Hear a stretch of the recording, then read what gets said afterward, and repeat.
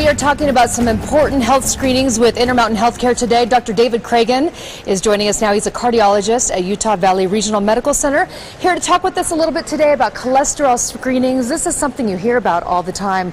What is the optimum number that people are aiming for cholesterol-wise? Well, the optimum number is tough to delineate because it does change based on your age and your risk factors. Patients who've had a heart attack or a stroke have a much lower target.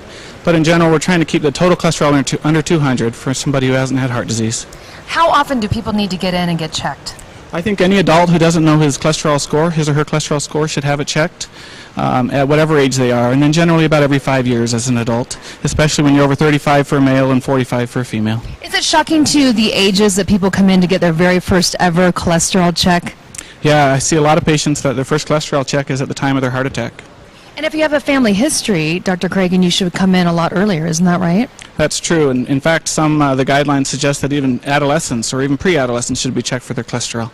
And what about just the day-to-day grind? What can you do in your day-to-day life to make sure that you keep your cholesterol in check? First of all is knowing where your cholesterol is, but then it's important to be exercising regularly, eating properly, lots of fruits and vegetables.